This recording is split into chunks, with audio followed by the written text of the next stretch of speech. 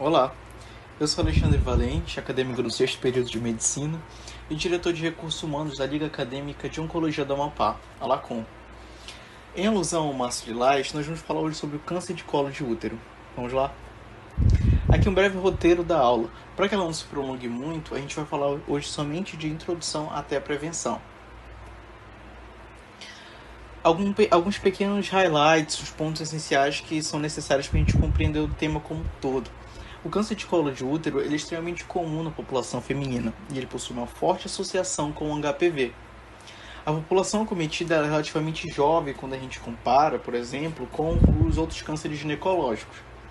A maior parte dos cânceres inicialmente é assintomático, porém de forma mais tardia ela pode se manifestar com sangramento, corrimento anormal, sintomas compressivos. O diagnóstico ele vai envolver uma avaliação histológica que é feita por biópsia. O estadiamento ele é clínico. A cirurgia ela é extremamente efetiva em estágios iniciais e a prevenção ela envolve o rastreamento adequado e a vacinação contra HPV. Alguns aspectos epidemiológicos importantes. Aqui nessa tabela do INCA de distribuição proporcional dos maiores tipos de câncer, né? Dos cânceres mais incidentes, a gente consegue observar que o câncer de colo de útero ele apresenta-se em segundo lugar, equiparando-se praticamente ao câncer de mama feminino em relação à incidência. No norte do país, a gente observa que ele se encontra em terceiro lugar em relação à incidência. Contudo, a mortalidade na região norte ela é extremamente elevada. No estado do Amapá, a gente consegue observar que ele ocupa uma posição de destaque, como segundo lugar em relação à população geral e primeiro lugar em relação aos cânceres que acometem a população feminina. Alguns fatores de risco importantes. A gente pode dividir esses fatores de risco em 4 grandes grupos. Os fatores de risco demográficos envolvem etnia, teor socioeconômico e a idade. A faixa etária essencialmente acometida é aquela que vai de 35 a 45 anos. Contudo, no Brasil, o diagnóstico ele é tardio, então a média de idade acaba sendo de cerca de 50 anos para o diagnóstico. Os fatores de risco comportamentais são aqueles implicados na própria infecção pelo HPV, como o início precoce da atividade sexual, a multiplicidade de parceiros, o tabagismo e as deficiências nutricionais, como de vitamina A, C e E, estão relacionados à persistência de infecção. O tabagismo também está relacionado com uma doença pré-invasiva mais evidente. Os fatores de riscos médicos e essencialmente os hormônios exógenos, eles possuem a sua contribuição ela é bem controversa na literatura. Quando a gente começa a falar de anticoncepcionais orais, a literatura ela é bem divergente quanto à sua influência ou não nessa patogênese.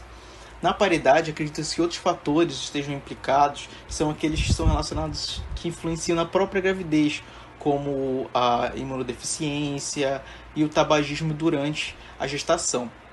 Fatores que aumentam a imunossupressão, infecção pelo HIV, transplantes, medicações imunossupressoras, elas estão relacionadas com maior gravidade da doença, padrão multifocal, fracasso do tratamento, persistência e recorrência de doença.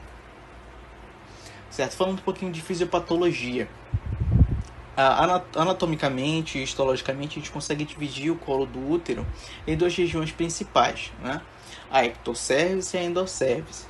Na endocervix, a gente consegue perceber a presença de um epitélio colunar simples, né?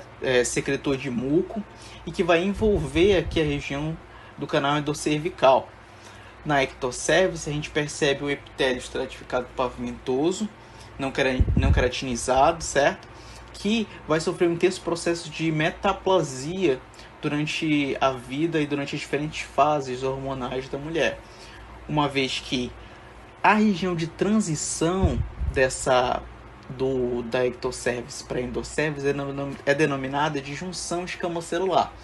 É nessa região de onde ela se encontra inicialmente para onde ela vai se encontrar mais futuramente, né?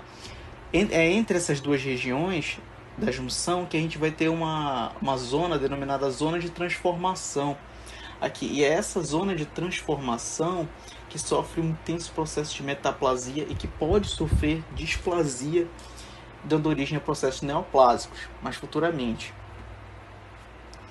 Em relação à fisiopatologia, mais especificamente ao HPV, a gente tem que ele está implicado em uma série de outras neoplasias anogenitais, como vulvares, vaginais, anais e extragenitais, como os cânceres de cabeça e pescoço. Ele tem inúmeros subtipos, nos subtipos de HPV que são diferenciados de acordo com o seu genótipo, né? E cerca de 30 a 40 deles vão ser responsáveis por infecções no trato genital inferior. Eles podem ser divididos também em relação ao seu papel, ao seu potencial oncogênico, né? Em baixo risco e alto risco. Esses HPVs de baixo risco, eles estão relacionados a verrugas anogenitais, aos condilomas acuminados, enquanto esses subtipos de alto risco, mais especialmente às neoplasias, né? Os 16, o 18, 31 e 45 mais especialmente, e dentre esses o 16 mais especialmente ainda. Quanto ao ciclo de vida do HPV, a gente tem que ele está intrinsecamente intrincado, relacionado com o processo de diferenciação celular no epitélio do colo do útero. Esse epitélio ele é um epitélio estratificado, então ele vai ter uma diferença entre a camada basal e a camada superficial, certo? As células basais elas são mais diferenciadas, e à medida que elas vão progredindo para a superfície, elas vão se tornando células diferenciadas. Os genes do HPV, as proteínas do HPV, elas vão atuar inicialmente e mais tardiamente. As proteínas iniciais, precoces, são as proteínas E, elas vão atuar nas camadas mais basais, parabasais, né? E vão ser responsáveis pela manutenção, replicação e transcrição do genoma viral, do genótipo, certo? E dos genes mais tardios, eles participam da montagem e do empacotamento viral, certo? Eles vão atuar nas camadas mais superficiais. O HPV ele é um vírus não lítico, então o que vai fazer com que haja a sua proliferação vai ser só a descamação natural desse epitélio. A fisiopatologia em relação à evolução desse processo infeccioso, nós temos que a evolução ela vai de um processo de persistência da infecção para uma neoplasia intraepitelial até o câncer invasivo. Isso acontece justamente porque as proteínas virais, essencialmente as proteínas iniciais, aqui E6 e E7, as proteínas precoces, elas vão ser responsáveis pela degradação da P53, que é um gene supressor de tumor, enquanto a E7 vai ser responsável pela fosforilação da proteína do retinoblastoma, que vai ser responsável pela progressão do ciclo celular. Além disso, paralelamente, a E7 ainda vai ser responsável pela infrarregulação de genes supressores de tumores e pela anormalidade da P53. Tudo isso vai conduzir a um processo de mortalização dessa célula. É válido salientar que a grande maioria das infecções pelo HPV elas vão regredir de forma espontânea. Algumas vão se transformar em uma infecção latente, o vírus vai ficar quiescente, né, de forma epissomal, ou essas infecções elas podem completar o seu ciclo e regredir depois, podem produzir somente condilomas acuminados, certo? Somente verrugas anogenitais. Mas, a partir do momento em que esse vírus infecta a célula, ele pode progredir, agregando-se ao material genético e sofrendo influências externas da imunidade, de fatores ambientais, de fatores modificadores genéticos, e progride então para um câncer, para um carcinoma invasor. Tá? Aqui a gente consegue perceber as porcentagens de evolução e a gente consegue perceber a diferença do NIC1, que é a neoplasia intraepitelial, do 1 para o 3, em que a possibilidade de regressão é muito maior e a possibilidade de progressão é muito menor no NIC1 em relação ao NIC3.